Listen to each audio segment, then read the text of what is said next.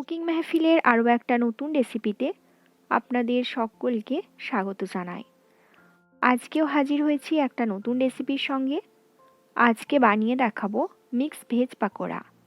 বিভিন্ন ধরনের সবজি দিয়ে বানানো এই পকোড়াটা খেতে যেমন টেস্টি, বানানো কিন্তু ততটাই সহজ। আর খুব কম সময়ের মধ্যে এইটা বানিয়ে নেওয়া যায়। সন্ধ্যার স্ন্যাক্স হিসেবে আপনারা খুব কম সময়ের মধ্যে এটা বানিয়ে নিতে পারেন। রেসিপিটা অবশ্যই লাস্ট অবধি দেখবেন। আর চ্যানেলে যদি নতুন হয়ে থাকেন চ্যানেলটিকে সাবস্ক্রাইব করে রাখবেন। ফার্স্টে আমি এখানে নিয়ে নিলাম বাঁধাকপি। বাঁধাকপিগুলো আমি খুব ঝিরিঝিরি করেই কুচিয়ে নিয়েছি। এবার এর মধ্যে দিয়ে দিচ্ছি ফুলকপি। ফুলকপিটাও আমি খুব ছোট ছোট টুকরো করে কেটে নিয়েছি যাতে খুব তাড়াতাড়ি সেদ্ধ হয়ে যায়। এবার এর মধ্যে দিয়ে দিলাম পেঁয়াজ কুচি। এখানে আমি একটা বড় সাইজের পেঁয়াজ কুচি দিলাম 4টে কাঁচা লঙ্কা কুচি, হাফ চামচ গোটা জিরে, হাফ চামচ হলুদ গুঁড়ো, সামান্য একটু লাল লঙ্কার গুঁড়ো, ঝালটা আপনারা আপনাদের পছন্দের মতো দেবেন। দিলাম 1 চামচ আদা রসুন বাটা, স্বাদ মতো নুন, আর দিলাম ধনেপাতা কুচি। এবার দিলাম 2 চামচ চালের আটা। এটা পকোড়াটা অনেকটা ক্রিস্পি হবে সেজন্য। দিয়ে দিলাম 3 চামচ বেসন। এবার সমস্ত কিছুকে হাতের সাহায্যে চেপে চেপে ভালো করে মাখিয়ে নিতে হবে। এই পকোড়াটা বানানোর জন্য কিন্তু এক্সট্রা করে কোনো জল লাগবে না। সবজিগুলো থেকে যে জলটা বেরোবে সেই জলেই কিন্তু সমস্ত কিছুই খুব ভালো করে মাখানো হয়ে যাবে। তো হাতের সাহায্যে কিন্তু চটকে চটকে ভালো করে সমস্ত কিছুকে মাখিয়ে নিতে হবে। দেখুন আমি কেমন করে মাখিয়ে নিচ্ছি, এইভাবে আপনারাও মাখিয়ে নেবেন।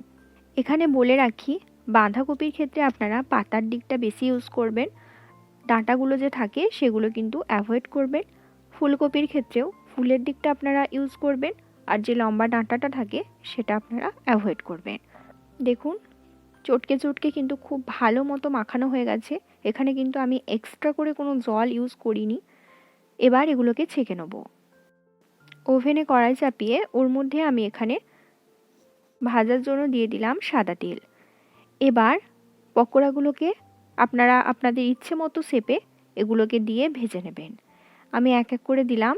এবার এগুলোকে উল্টে পাল্টে একটু লাল লাল করে ভেজে নেব। আর ফ্লেমটা কিন্তু হাই ফ্লেম রাখবেন না, মিডিয়ামের থেকে একটু লো রাখবেন। যেহেতু অনেক ধরনের সবজি দেওয়া আছে, তো যাতে ভালো মতো ভিতরটা কুক হয় সেই জন্য আপনারা ফ্লেমটাকে কিন্তু হাই রাখবেন না। এবার এগুলোকে উল্টে পাল্টে খুব ভালো করে ভেজে নেব লাল লাল হওয়া পর্যন্ত। পকোড়াগুলো আমার একদম রেডি হয়ে গেছে। এবার এগুলোকে আমি এক এক করে তুলে নিচ্ছি। এই একই প্রসেস ফলো করে আমি বাকি পকোড়াগুলো কিন্তু ভেজে নেব।